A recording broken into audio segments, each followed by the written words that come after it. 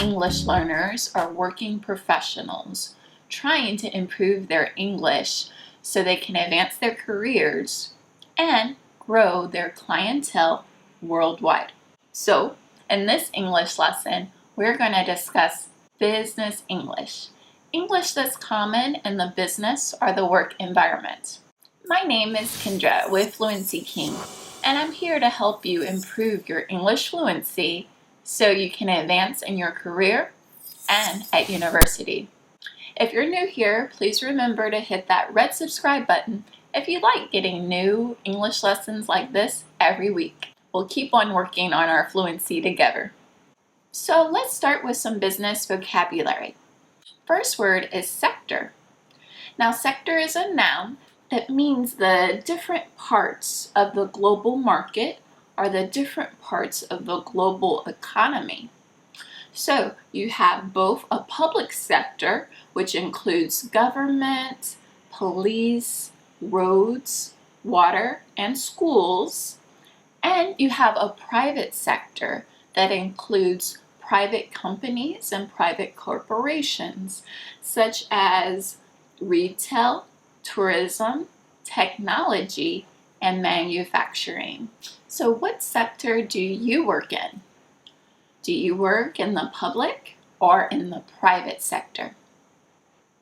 For me, for example, I work in the private sector.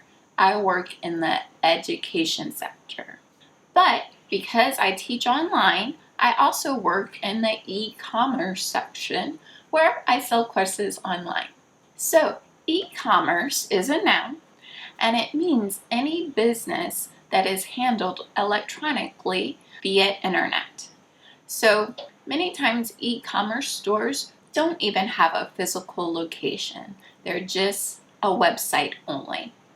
Have you ever purchased something from an e-commerce store like Amazon or Alibaba? That's what you would think of when you think of the e-commerce sector. Next word, elevator pitch. Now, an elevator pitch is when someone gives you a short description of a product or a service. And this elevator pitch is designed to increase sales, and it's designed to help you get hired for jobs and different contracts with other businesses. So, I've been reworking my elevator pitch for years.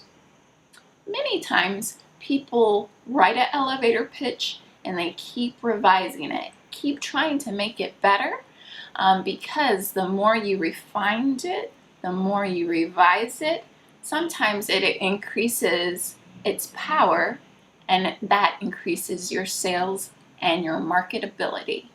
Once I get my elevator pitch right, I know sales will increase. So once I get this short description of my product correct, that people understand what the product is, or people understand the service that I provide, then I know I will be successful. The next phrase is stimulate growth. So this just means to increase sales or to increase your profit. So you increase sales, you stimulate growth, you increase your profit. We worked on our elevator pitch to stimulate growth this quarter. So we worked on our short description of our product so we can increase sales this quarter, this 3-month period. The government is making policies to stimulate growth in the private sector. So the government, the public sector, can make laws and different policies to make it easier for companies to grow. So less taxes and less regulations equals stimulated growth in the private sector. To leave no stone unturned. So this is an English idiom, and it just means to try each option available, to try every possibility, not missing anything. So let's leave no stone unturned until we find a solution. Leave no stone unturned when looking at ways to market our product. So this is just saying don't skip any possibilities, do everything possible to see what will work. It's more like testing everything out before you narrow it down to what really works the best. To get the green light. This is another idiom that means to get approval to do something. So I need to get the green light on my new marketing plan, meaning that I need to get approval. I need to get someone to say, okay, you can do this before I can run ads, before I can do a new marketing plan. I'm waiting on my boss to give the green light before I start this project. So I need my boss to give approval, to say yes, to give the green light. So you just want to think about when you see a traffic light and the light turns green, it means you can go. You get the go ahead. That's what it means to get the green light.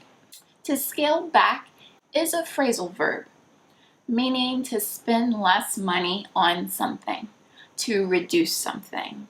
So we need to scale back on how much we're spending for food and drinks at the meeting.